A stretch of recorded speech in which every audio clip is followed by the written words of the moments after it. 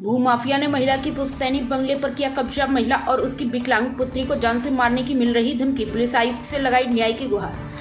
कानपुर के गोविंद नगर थाना क्षेत्र में भूमाफिया ने एक महिला और उसकी विकलांग पुत्री को जान से मारने की धमकी दी है। महिला का आरोप है कि भूमाफियाओं ने पिछले 1 साल से नौरैया खेड़ा स्थित उनके पुश्तैनी बंगले पर अवैध कब्जा कर रखा है, जिसका बाद न्यायालय में दाखिल है, लेकिन उसे और उसकी विकलांग पुत्री को लगातार जान से मारने और भूमि पर कब्जा कर लेने की धमकियां मिल रही हैं। आज इसी कारण के चलते महिला हाथों में तख्ती लिए न्याय की आस लिए कानपुर पुलिस आयुक्त कार्यालय पहुंची और न्याय की गुहार लगाई।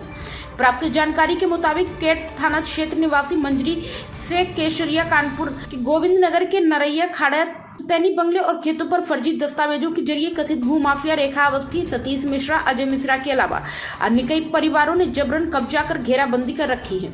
महिला के अनुसार बंगले के अलावा उसी से लगे 1 एकड़ बगीचे पर अन्य कई लोगों ने कब्जा कर रखा है। अब वह जब भी अपने बंगले पर जाती हैं तो यह सभी इकट्ठा होकर उनको जबरन वहां से भगा देते और जान से मारने की धमकी भी देते हैं। मामले की सुनवाई के लिए महिला ने न्यायालय का सहारा लिया है। इसके साथ ही IGRS के तहत मुख्यमंत्री योगी आदित्यनाथ से भी मदद की गुहार लगाई, लेकिन कहीं से कोई भी सुनवाई अभी तक नहीं हुई, जिसके चलते भूमाफियाओं के हौसले बुलंद है।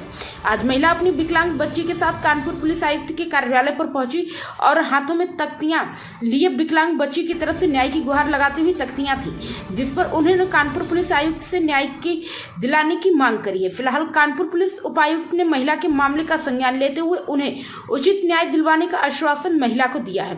अब देखना है कि महिला और उसकी विकलांग बच्ची को किस तरह और कितनी जल्दी कानपुर पुलिस से न्याय मिलेगा।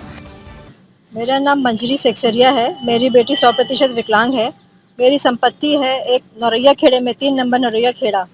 हम कमिश्नर साहब के साथ गुहार लगाने आए थे। 1 साल से हम दौड़ रहे हैं, भाग रहे हैं। वो भू माफिया ने कब्जा कर लिया था और हमको जान माल से खतरा है। जान मारने की वो बार-बार धमकियां दे रहे हैं और वहां पर भी देते हैं, कोर्ट में भी, और जहाँ पे निवास है वहां पर भी देते हैं। हर जगह से हमको परेशान करके रखा हुआ है। लगभग कितने दिनों से आप परेशान हैं और कहाँ-कहाँ चक्कर आपने? लगभग हम 1 साल से परेशान हैं।